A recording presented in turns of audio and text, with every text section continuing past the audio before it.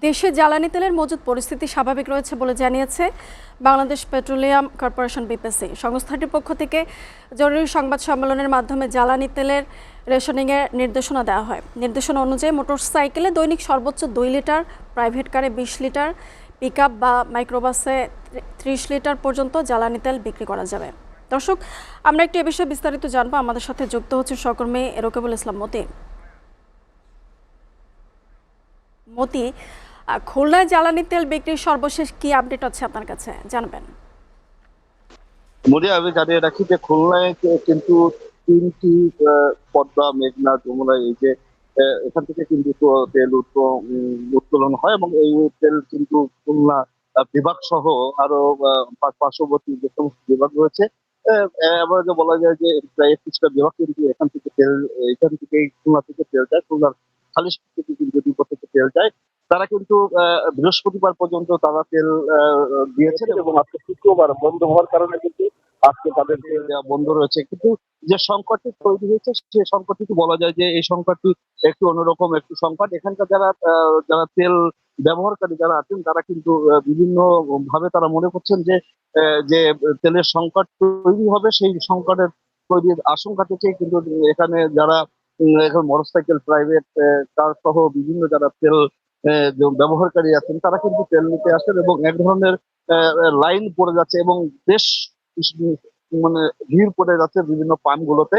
তবে পাম্প গুলো মালিকদের সাথে কিন্তু আমরা কথা বলেছি, তারা যে বিষয়টি আমাদেরকে জানিয়েছে তারা কিন্তু রেগুলার যে তেল তারা নিয়ে থাকেন সেই তেল কিন্তু তারা নিয়েছেন, কিন্তু গ্রাহকের চাহিদা বেশি থাকার কারণে তারা কিন্তু তেল ইতিমধ্যে তারা বলছেন যে বিশেষ করে অকটেন এবং ডিজেল রয়েছে সেটি কিন্তু শেষ হয়ে গেছে, এখন চলমান রয়েছে। এখন পেট্রোলটা তাদের কাছে পর্যাপ্ত আছে এবং সেই পেট্রোলটা কিন্তু তারা দিচ্ছেন, যার কারণে কিন্তু পেট্রোলও কিন্তু যে শেষ পর্যন্ত তারা সম্পূর্ণ দিতে পারবেন বলে তারা মনে করছেন না। তারা বলছেন যে হয়তো আর কিছু সময়ের মধ্যে হয়তো পেট্রোলের যে শতাংশ আছে সেটি শেষ হয়ে যাবে, শেষ হয়ে গেলে তারা আর কিন্তু তেল দিতে পারবে না। কিন্তু মানুষ কিন্তু এখানে একটি ভুল মেসেজের মাধ্যমে কিন্তু তারা এই তেলগুলো নিচ্ছেন বলে কিন্তু বিবিসির পক্ষ থেকে তারা জানিয়েছেন এবং তারা বলছেন যে তেলের যে সংকট, সেই সংকট হওয়ার কোনো সুযোগ আপাতত নেই। তবে বিবিসি একটি যে রেট বেঁধে দিয়েছে যে প্রতিদিন যারা মোটরসাইকেল চালাবেন তারা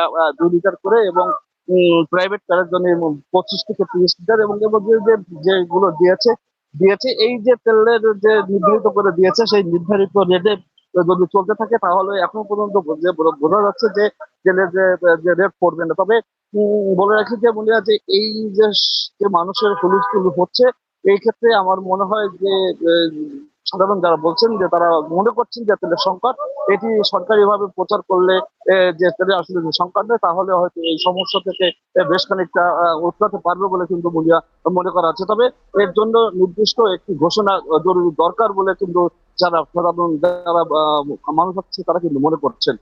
খুলনা থেকে আমার কাছে তেলের যে সংকটের যে ভিড় করেছে তার এই সর্বশেষ খবর ছিল। মতি, আপনাকে ধন্যবাদ।